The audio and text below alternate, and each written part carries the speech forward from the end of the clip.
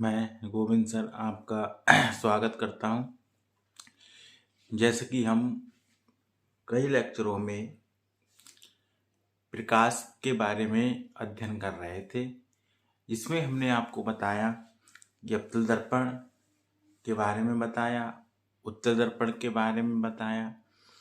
अब हम बात करेंगे उससे संबंधित कुछ परिभाषाएं क्या होती हैं। पिछले दिनों हमने एक हेडिंग डलवा के छोड़ दिया था लेक्चर को, हमने कहा नेक्स्ट क्लास में करेंगे इसको। था गोलीय दर्पण से संबंधित कुछ परिभाषाएं। किसमें था? गोलीय दर्पण से संबंधित कुछ परिभाषाओं के बारे में हमने बात करी थी। तो उसी पर हमने कहा था कि जैसे ये कोई भी दर्पण है और इसकी ऊपरी हुई सतह से हमने पॉलिश कर दी गई है। इसका जो मध्य भाग होता है ये P कहलाता है और इस P को हम कहते हैं ध्रुव। क्या कहते हैं? ध्रुव। यानी पहले नंबर पे हम बात करेंगे, हम करेंगे ध्रुव की। ध्रुव क्या होता है? तो दर्पण का मध्य बिंदु ही क्या कहलाएगा? ध्रुव कहलाता। तो हम यहां पर लिख सकते हैं दर्पण के मध्य बिंदु को, दर्पण के मध्य बिंदु को ध्रुव कहते हैं। ध्रुव समझ में आ गया? ये हमारे पास मान लीजिए कोई दर्पण है M और M डैश, उसका मध्य बिंदु है P। इस P को हम क्या कहेंगे? ध्रुव कहते हैं। दूसरा पॉइंट, अब यहां पर हम बात करेंगे वक्रता केंद्र, क्योंकि जो ये दर्पण बनाया गया है वो कांच के खोखले गोले को काटकर बनाया गया है।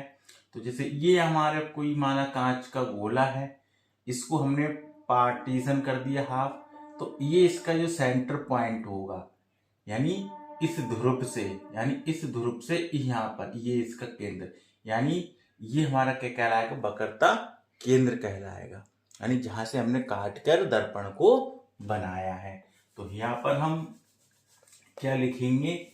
दूसरी परिभाषा, यानी इसके मध्य बिंदु, यहाँ पर ये बिंदु जो होगा ये कहलाएगा नंबर 2 पे वक्रता केंद्र। क्या कहलाएगा? वक्रता केंद्र।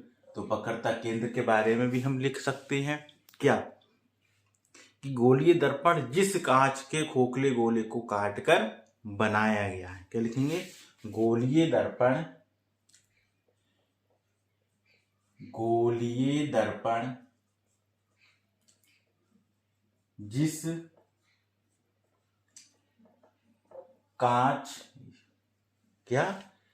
गोलीय दर्पण जिस कांच के, क्या? कांच के खोखले गोले, खोखले गोले को काटकर, खोखले गोले को, खोखले गोले को काटकर बनाया गया है, काटकर बनाया गया है या बनाया जाता है, उस कांच के खोखले, उस कांच के खोखले गोले का केंद्र, खोखले गोले का केंद्र, खोखले गोले के केंद्र को, ये खोखले गोले के केंद्र को ही, केंद्र को ही वक्रता केंद्र कहते हैं। यानी खोखले गोले जिसको काटकर, खोखले गोले को काटकर बनाया जाता है या बनाया गया है, या ऐसे कह लो बनाया जाता है, उस कांच के खोखले गोले के केंद्र को ही वक्रता केंद्र कहते हैं। इसको सी किससे रिप्रेजेंट करते हैं? सी से। इसे सी से प्रदर्शित किया जाता है। 2 पॉइंट समझ में आ गए। तीसरा पॉइंट यहां पर हम करेंगे, हमारे पास होती वक्रता त्रिज्या। तीसरा पॉइंट यहां पर जो हमें करना है, हम वो करेंगे वक्रता त्रिज्या। वक्रता त्रिज्या क्या होती है? तो वक्रता त्रिज्या क्या होगी? यदि इस वक्रता केंद्र को इस ध्रुव से मिला दें, ये इस ध्रुव से क्या कर दें? मिला दें, तो ये इसकी कहलाएगी वक्रता त्रिज्या, और इसकी डिस्टेंस जो होती है ये होती है r। क्या होती है? r। ठीक है, तो इतनी चीज आपने नोट कर ली होंगी। अब यहाँ पर ऊपर हम डेफिनेशन करेंगे, इसको हम मिटा रहे हैं, संभवतः आपने नोट कर लिया होगा। ठीक है, तेजी से। अब देखो वक्रता त्रिज्या में हम क्या लिख सकते हैं उसको जरा देखिए। वक्रता त्रिज्या के बारे में हम क्या लिख सकते हैं उसको आप देख सकते हैं। पहला पॉइंट समझ में आ गया होगा, ध्रुव क्या होता है। तो दर्पण का मध्य बिंदु क्या कहलाता है? ध्रुव कहलाता है। दर्पण का मध्य बिंदु क्या कहलाता है? ध्रुव कहलाता है। अब इसी प्रकार वक्रता त्रिज्या की बात, तीसरे नंबर पे हम किसकी बात कर रहे हैं? वक्रता त्रिज्या। ठीक, तो हम क्या कह सकते हैं? ध्रुव और वक्रता केंद्र के बीच की दूरी। ठीक है, या यहां पर हम, ये तो वक्रता त्रिज्या हो गई, इसी को ये पूरी लाइन खींचते हैं, ये इस तरह से लंबी लाइन एक खींचते हैं, और ये जो लाइन जा रही इसी को हम कहते हैं मुख अक्ष। इसी को हम क्या कहते हैं? मुख अक्ष। तो मुख अक्ष के बारे में चाहे पहले लिख लो, फिर वक्रता त्रिज्या के बारे में लिखेंगे। मुख अक्ष क्या होता है? मुख अक्ष के बारे में नोट कर लीजिए पहले। तो ध्रुव और वक्रता केंद्र से होकर जाने वाली जो सीधी रेखा है, किससे? ध्रुव, वक्रता केंद्र और ध्रुव से होकर, तो लिख सकते हैं ध्रुव और वक्रता केंद्र से होकर, ध्रुव और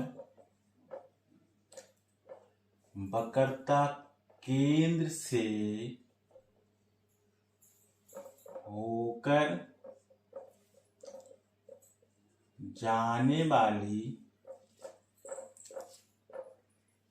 सीधी रेखा को मुख अक्ष कहते हैं। ठीक है, बात सही में आ गई। अब ये तीसरा पॉइंट, 4 पॉइंट। अब हम क्या ले लें? वक्रता त्रिज्या। तो वक्रता त्रिज्या के जब बारे में लिखेंगे तो इसमें क्या लिखेंगे? वक्रता त्रिज्या क्या हो जाएगी? तो इसमें हम लिख सकते हैं क्या? वक्रता केंद्र और ध्रुव को मिलाने वाली रेखा, यानी वक्रता केंद्र और ध्रुव के बीच की दूरी क्या कहलाएगी? यानी वक्रता केंद्र व ध्रुव के बीच की दूरी वक्रता त्रिज्या कहलाती है। इसे कैपिटल R से प्रदर्शित करते हैं। किससे करेंगे? Capital R। ठीक है, तो वक्रता केंद्र और ध्रुव के बीच की डिस्टेंस ही क्या कहलाएगी? वक्रता त्रिज्या यानी R कहलाती है। अब इसके बाद एक होता फोकस बिंदु। जैसे ये कोई प्रकाश की किरण इससे आपतित हो रही है और परावर्तित के बाद किसी बिंदु पर जाकर क्या होगी? मिल जाएगी। ऐसे इधर कोई प्रकाश किरण इस तरह से आ रही है और परावर्तित होने के बाद किसी बिंदु पर जाकर मिलेगी, यानी जिस बिंदु पर मिलती है वो उसका कहलाता है फोकस बिंदु। यानी 5वें नंबर पे डेफिनेशन की लिखेंगे, फोकस बिंदु क्या होता है। ये सब महत्वपूर्ण पॉइंट्स हैं, इससे पूछा जाता है कि वक्रता त्रिज्या किसको कहते हैं, या ऐसे सवाल मिल सकता है कि किसी भी दर्पण का वक्रता केंद्र ध्रुव के बीच की दूरी क्या दर्शाती है, फोकस दूरी दर्शाती है, वक्रता त्रिज्या दर्शाती है, यानी इस तरह से क्वेश्चन भी यहाँ पर मिल सकते हैं। तो मुख्य अक्ष के समांतर चलने वाली प्रकाश की किरणें दर्पण से परावर्तन के बाद मुख्य अक्ष के जिस बिंदु पर मिलती हैं वो इसका क्या कहलाता है, फोकस बिंदु कहलाता है। क्लियर? तो यहाँ पर लिख सकते हैं इसको भी, ऊपर का हम रेज कर रहे हैं, संभवतः समझ में आ गया होगा। ये तो आपके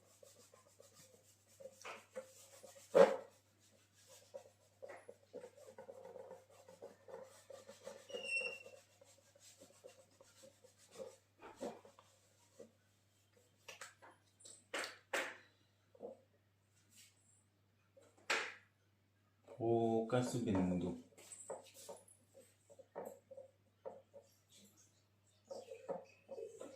फोकस बिंदु लिख सकते हैं मुख्य अक्ष के समांतर, अक्ष के समांतर चलने वाली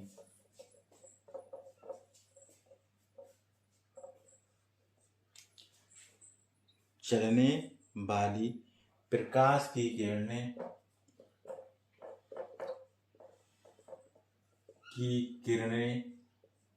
मुख्य अक्ष के समांतर चलने वाली प्रकाश की किरणें दर्पण से परावर्तन के बाद मुख्य अक्ष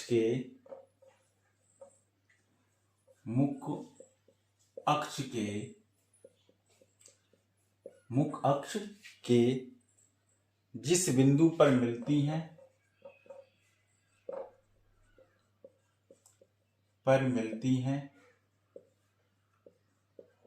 उसे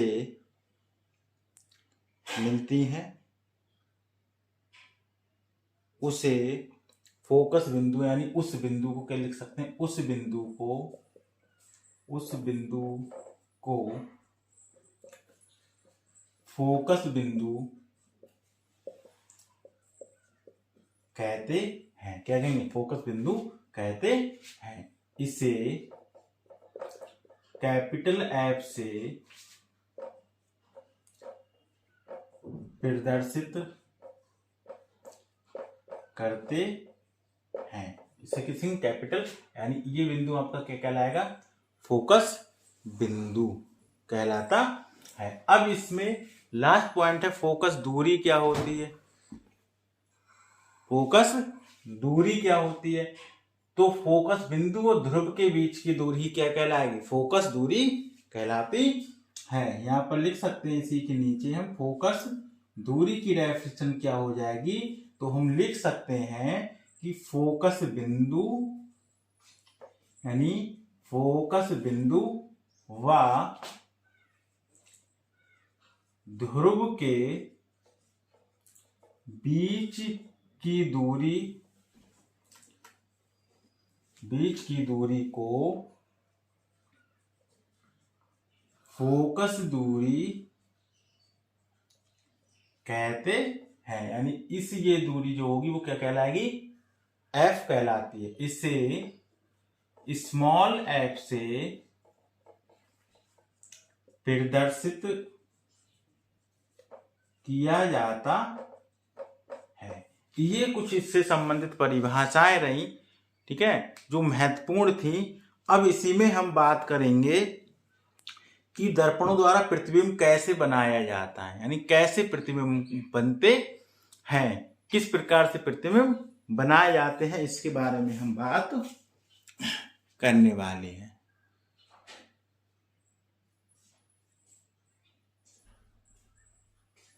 अवतल दर्पण द्वारा प्रतिबिंब का बनना, यानी अवतल दर्पण द्वारा, इससे पहले क्लास में हमने बात की थी कि दर्पण के कौन कौन से पार्ट होते हैं, इसके बारे में हमने आपको समझाया उसके बारे में डेफिनेशन भी हमने आपको लिखवा दी थी कि कैसे उन डेफिनेशनों की परिभाषित हम कर सकते हैं।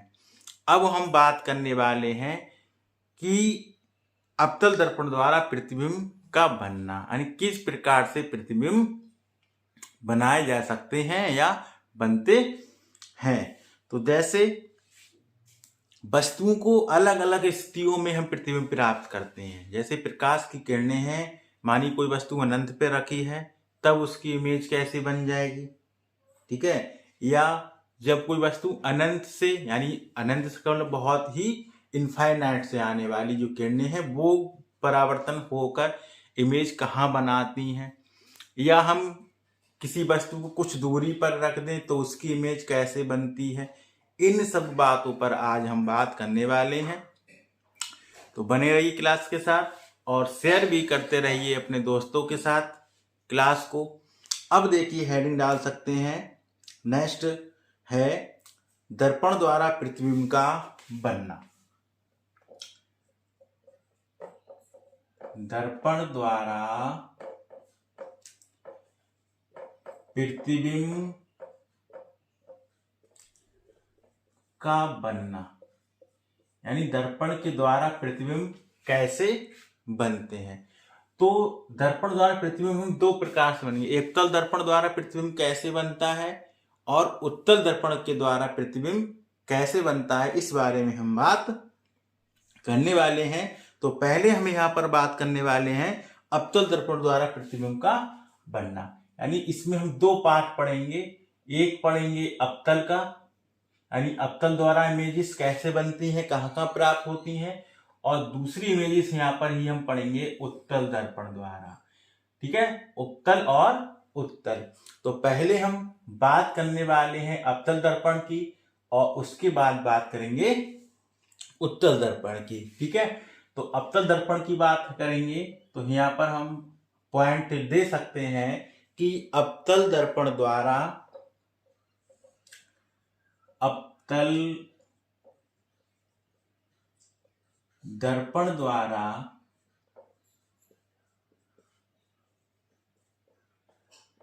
प्रतिबिंब का बनना,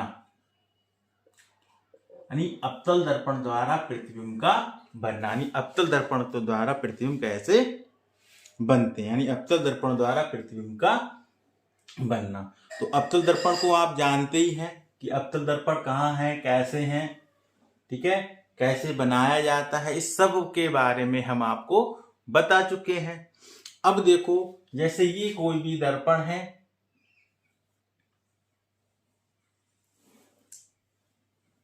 इस पर हमने तरफ से पॉलिश कर दी, यही दर्पण बनाया जाता है AgNO3 की। ये इसका डाइपोल यानी पोल बताया P, ये इसका क्या होगा C, और इससे जाने वाली जो रेखा होती है इसी को हम कहते हैं मुख अक्ष। क्या कहते हैं? मुख अक्ष। जिस बिंदु पर मिलती है वो उसका क्या कहलाता है? फोकस बिंदु F। वक्रता केंद्र और ध्रुव के बीच की दूरी हमने क्या कहलाती है? R। फोकस बिंदु और ध्रुव के बीच की दूरी क्या कहलाती है? F। इसके बारे में हमने बात कर ली थी, ठीक है, कि फोकस बिंदु क्या होता है, वक्रता केंद्र क्या होता है, मुख अक्ष क्या होती है, ध्रुव क्या होता है, इन सब की डेफिनेशन भी हमने आपको बता दी। अब यहाँ पर इमेजेस कैसे बनती है, कोई प्रकाश किरण आती है तो परावर्तन के पश्चात किस बिंदु पर मिलती है या वस्तु की स्थिति कैसे कैसे होती है। अब देखिए, पहले हम यहाँ पर दे रहे हैं, मानी जब वस्तु अनंत पर हो, यानी वस्तु अनंत से इनफाइनाइट आ रही है, यानी हमें नहीं मालूम कि आने वाली जो किरणें हैं वो परावर्तन के बाद किस पर मिलेंगी या वस्तु कहाँ पर रखी हुई है। तो ये इधर का यहाँ तक इसका मुख्य अक्ष है, यानी ये यहाँ पर इनफाइनाइट मान लिया कि यहाँ पर कोई किरण आ रही इनफाइनाइट से आ रही है, अनंत से आ रही है। तो पहला पॉइंट यहाँ पर हम जो देंगे वो देंगे अनंत, यानी जब वस्तु कहाँ रखी हो? अनंत पर, जब वस्तु अनंत पर हो, यानी जब वस्तु अनंत पर हो। जब वस्तु अनंत पर होगी तब इमेजेस कहाँ बनेगी। तो अनंत से आने वाली किरणें जो हैं वो ऑलवेज कैसी आएंगी, पैरेलल आएंगी, यानी मुख अक्ष के कैसी होंगी, पैरेलल होंगी, यानी समांतर होंगी। यानी इस तरह से ये प्रकाश की किरण आती है और परावर्तन के पश्चात फोकस से होती हुई चली जाती है। फिर दूसरी किरण आपकी आएगी फोकस और कहां पे चली जाएगी, फिर परावर्तित होकर कहां चली जाएगी, आपकी फोकस बिंदु पर। यही इसकी क्या कहलाएगी, इमेज कहलाएगी। क्या कहलाएगी, इमेज। इसका मतलब पहले नंबर पे यदि हम बात करें तो अनंत से जो आने वाली प्रकाश की किरणें हैं वो कहां पर बनेंगी, फोकस पर बनेंगी। और इमेज कैसी बनाएंगी, उल्टी इमेज बनाएंगी। कैसी, यानी नीचे इस तरह से आएगी, ऐसे ही आती हुई करेगी, यानी फोकस पर होंगी, इमेज उल्टी बनाएगी। और कहां पर बनाएगी, फोकस बिंदु पर बनाएगी। तो लिख सकते हैं प्रतिबिंब इसकी वास्तविक होगा, उल्टा होगा। इसकी स्थिति को हम लिख सकते हैं, क्या लिखेंगे इसी में,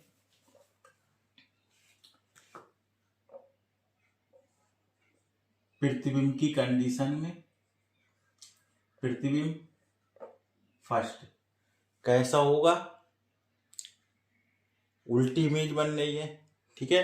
तो प्रतिबिंब वास्तविक और उल्टा होगा,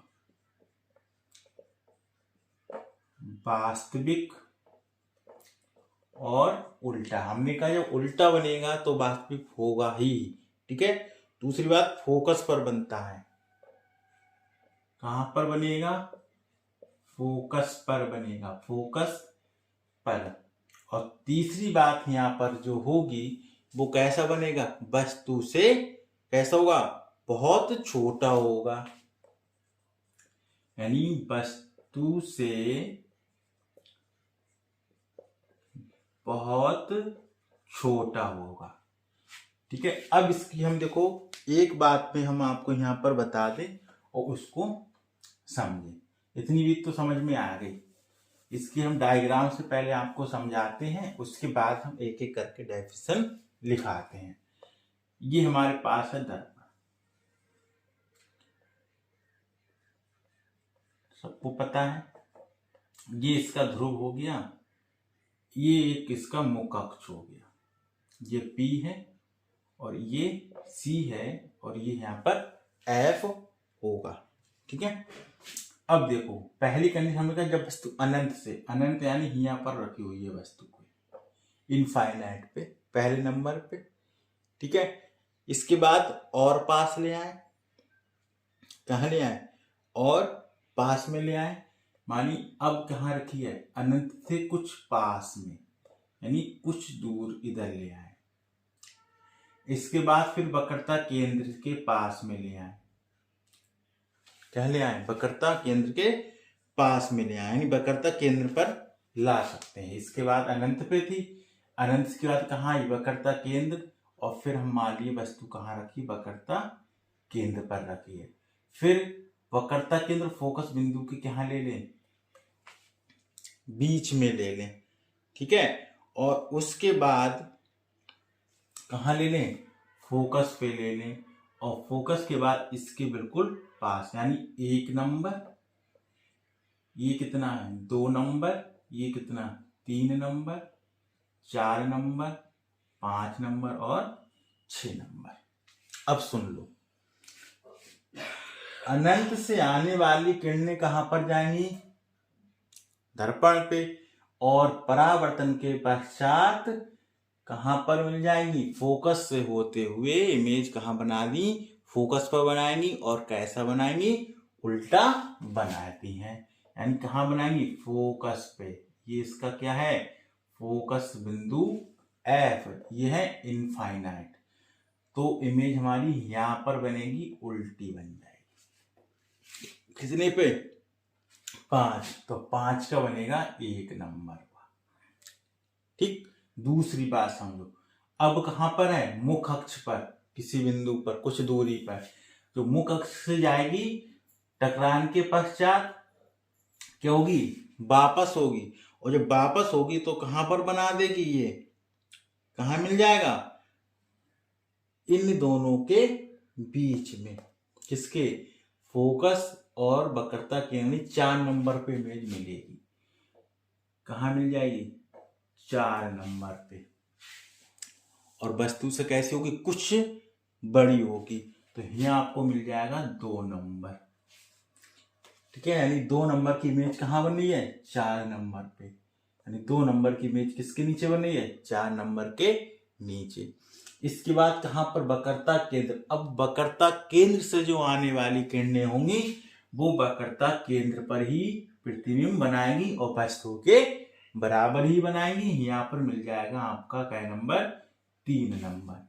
यानी 3 नंबर आपका 3 नंबर पर ही मिल गया। यानी 3 नंबर पर ही मिल गया। अब क्या बचा, वक्रता केंद्र और फोकस के बीच में, तो इसकी इमेज आपकी कहाँ आ जाएगी, 2 नंबर पे। यानी इमेज आपकी ये आएगी, ये नंबर आपका बन जाएगा 4 नंबर। यानी 4 नंबर की जो इमेज है वो कहां पर बन रही है, 2 नंबर पे। ठीक है, अभी क्लियर हो जाएगा आपका सारा डाउट। अब देखो, अब कहां पर आएंगे, फोकस बिंदु पर।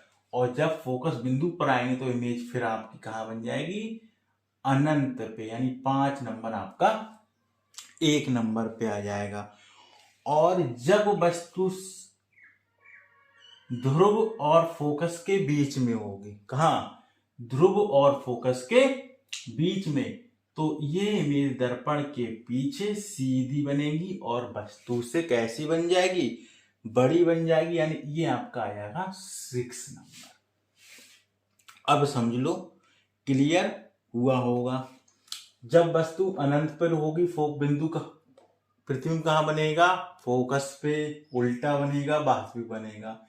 जब प्रतिबिंब मुख अक्ष पर यानी किसके, अनंत और वक्रता केंद्र के बीच में हो, कहा, ये इनफाइनाइट है और ये क्या, वक्रता केंद्र इनके बीच में हो, तो इमेज कहां बनेगी, फोकस और वक्रता केंद्र के बीच में। यानी 2 नंबर।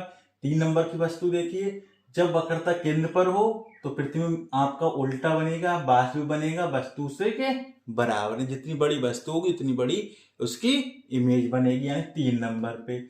इसके बाद भी कहां फिर हमें, फोकस पे, और फोकस वाला बिंदु कहां मिल जाएगा, फिर अनंत पे मिल जाएगा। ठीक है, और जो वक्रता केंद्र फोकस के बीच में रखी हुई इसकी इमेज कहां बन रही है, 4 नंबर पे। यानी कहां मिलेगा, अनंत और वक्रता केंद्र के बीच में, उल्टा और वास्तविक वस्तु से बड़ा। यानी प्रतिबिंब जो मिलेंगे वस्तु से, जैसे जैसे हम पास में जाएंगे वैसे वैसे हमारी इमेजेस जो हैं वो क्या होती रहेंगी, बड़ी होती रहेंगी। जैसे जैसे पास में जाएंगे वैसे वैसे हमें इमेज क्या होगी, बड़ी दिखाई देगी।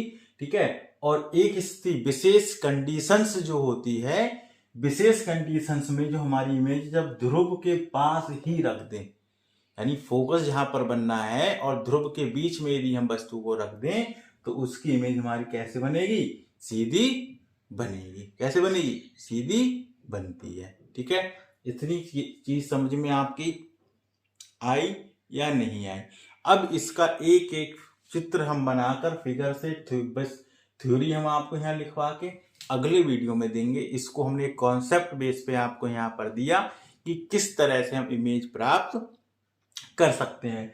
तो अवतल दर्पण में आपने देखा किस तरह से इमेज मिलेगी, 6 प्रकार से इमेजेस बना सकते हैं।